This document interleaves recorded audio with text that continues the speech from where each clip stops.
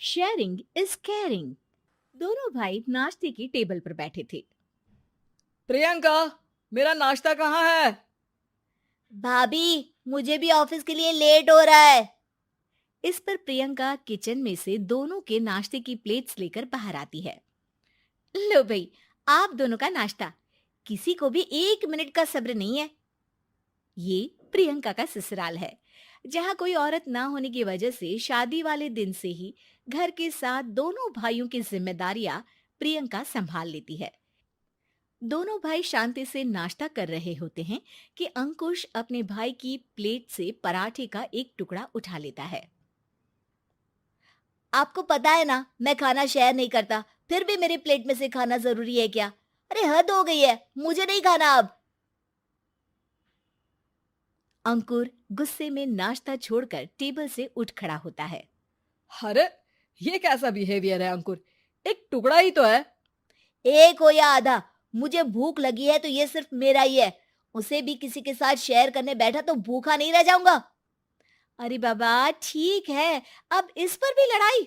दूसरा बना देती हूँ, पर प्लीज ऐसे खाना बीच में छोड़कर मत जाओ।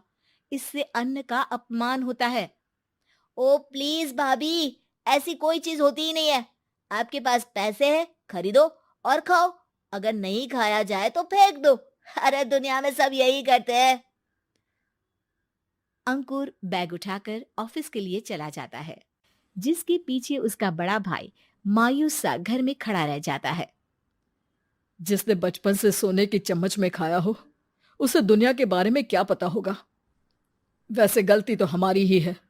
अगर कभी बचपन में ही सही गलत का फर्क सिखाया होता तो आज ये हाल नहीं होते। आप फिक्र क्यों करते हैं जी? भगवान है, वो जो भी करता है सबकी भलाई के लिए ही करता है। और जब वो चाहेंगे तो अपनी तरह से अंकुर भैया को भी सब कुछ सिखा देंगे। पत्नी की बात पर विश्वास कर अंकुश भी ऑफिस चला जाता है। सुबह से दोपहर होती है और अंकुर लंच करने ऑफिस के पास वाले रेस्टोरेंट में पहुंचता है, जहां वो एक साथ बहुत सारा खाना ऑर्डर कर देता है। सर, क्या कोई आपको ज्वाइन करने वाला है? नहीं तो क्यों? अब कुछ नहीं सर, ऐसे ही। वेटर चला जाता है और कुछ देर में अंकुर का ऑर्डर लेकर वापस आता है, जिस पर अंकुर सब डिशेस में से थोड़ा थोड़ा खाकर बाकी ऐसे ही छोड़कर बिल देकर चला जाता है। वाह भगवान, तेरी माया। कहीं कोई एक एक टुकड़े के लिए तरसता रहता है और ये 5 लोगों का खाना ऑर्डर करके एक का भी पूरा नहीं खाते। पैसे वालों की माया। वेटर टेबल साफ कर बचा हुआ सारा खाना लेकर रेस्टोरेंट के पीछे घूम रहे बच्चों के पास पहुंच जाता है, जिसे देख बच्चों के चेहरे खिल उठते हैं।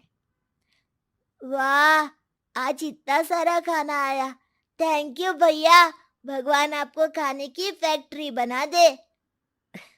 अगर ये फैक्ट्री मेरी होती तो तुम लोगों को कभी किसी का झूठा बचा हुआ खाना नहीं खाना पड़ता।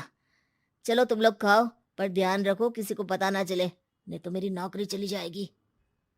इसी के साथ दिन बीतता है और रात को दोनों भाई एक साथ घर पहुंचते हैं।